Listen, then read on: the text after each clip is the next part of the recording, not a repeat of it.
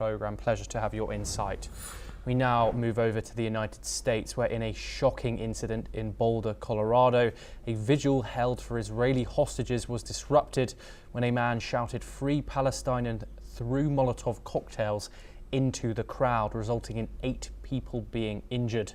FBI officials are investigating this as a possible terrorist attack with motives linked to hate crimes. Police have arrested a suspect in connection with the attack. Now let's see how various leaders have reacted. Israel's top diplomat is speaking out after a violent attack in the United States targeted pro-Israel demonstrators calling for the release of hostages in Gaza. Gideon Saar took to social media, calling the incident in Boulder a terrible anti-Semitic terror attack and blamed it on what he called media-driven blood libels. Israeli Prime Minister Benjamin Netanyahu also weighed in, calling on US authorities to bring the attacker to justice. His office said anti-Semitic attacks worldwide are being fueled by false narratives against Israel and the Jewish people and must be stopped. Opposition leader Yair Lapid also commented on the incident, saying peaceful protesters were violently targeted simply for demanding the release of the hostages. Israel's UN ambassador Danny Danon called the violence terrorism against Jews, warning that such acts are now spilling into American streets. Indian lawmakers in the United States for the Operation Sindoor diplomatic mission condemned the firebomb attack as well. Head Shashi Tharoor said they stand in solidarity against terror. They echoed Secretary of State Marco Rubio's remark that terror has no place in their countries. We're now joined by Peter Baum, who is the foreign editor of the Weekly Blitz, located in London. Thank you very much for joining us, Peter. This is the second significant anti-Semitic attack on American soil within the space of a few days, Peter. What does this tell us about the current state of anti-Semitism in the US particular, but globally as well? Yeah, I think we've seen anti-Semitic incidents on a rather alarming upward trajectory since the October the 7th massacres. What's fueling these anti-Semitic attacks? Again, in the US especially, but globally, I truly believe that the Western media has been acting as a propaganda tool for Islamic terrorists.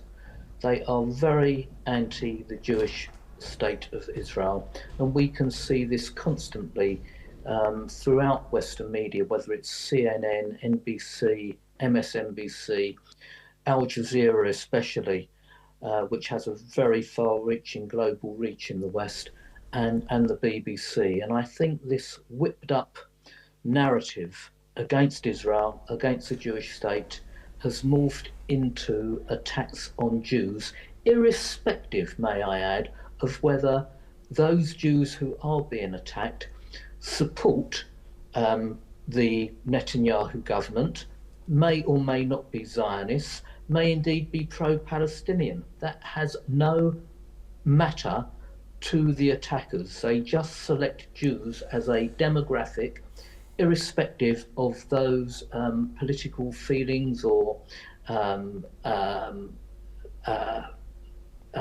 support for Israel. And Jews are just being targeted simply for being Jews.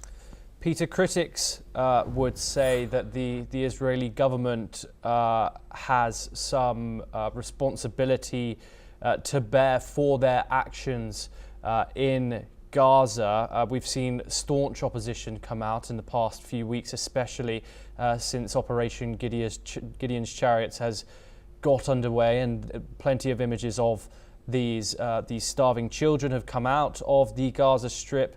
What would you say to someone who said that Israel needs to bear some responsibility for the global, the the global aspect of Jewish safety?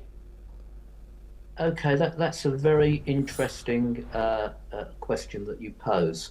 I don't like answering questions with questions, but in this case, I'm going to. When Assad of Syria slaughtered 600,000 Syrians, mainly Muslims, but Christians as well, we saw no protests or attacks on Muslim populations in the West. Okay? Now, the Netanyahu government does bear responsibility for its actions in Gaza, but it bears no responsibility for the safety of Jews living in Western democracies. The responsibility for my safety is the United Kingdom government.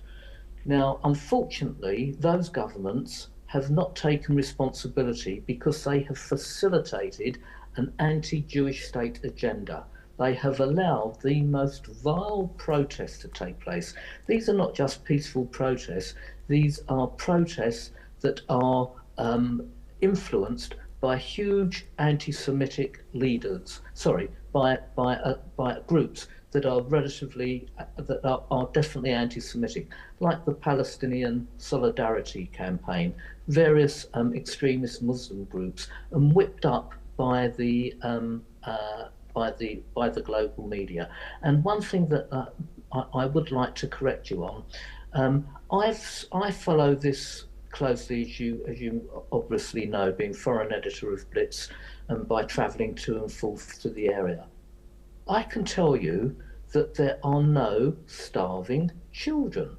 There are no starving children. When you see media reports from media that I don't like, such as CNN or the BBC or Al Jazeera, we see a background of hostile actions taking place.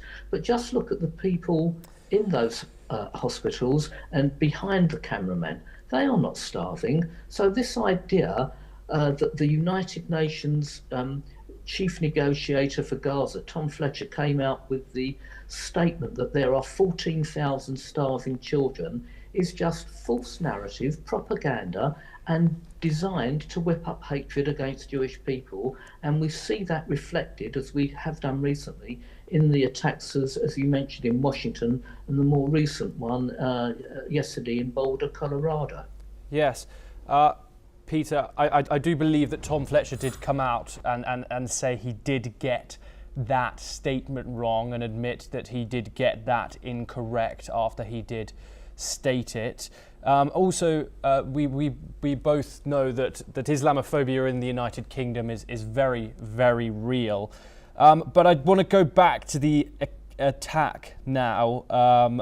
Do you think this incident will affect public discourse and policy related to hate crimes and terrorism in the future? How do you think the US government is going to respond to this? How do you think the rest of the world is going to respond to this attack in particular? The US government will respond strongly. There's no doubt about it. The Trump administration has made it clear from its policies that they consider anti-Semitism and fueled by their own media and by the more extreme elements of Islam to be an issue that they are going to tackle. In the rest of the world, I think statements will be made by the usual politicians expressing horror and shock, but really inertia will be the ruling policy. These attacks will continue to happen. If they happen in the United States, again, I reiterate that the Trump administration will come down very strongly. If they happen in Europe, they will be met with the usual glib statements, but I don't think anything to change. And I still believe that the anti-Jewish marches and protests that we've seen since October the 7th will be allowed to continue, and there will be attacks on Jews in the West generally. Peter Baum, thank you very much for joining us on the programme as always.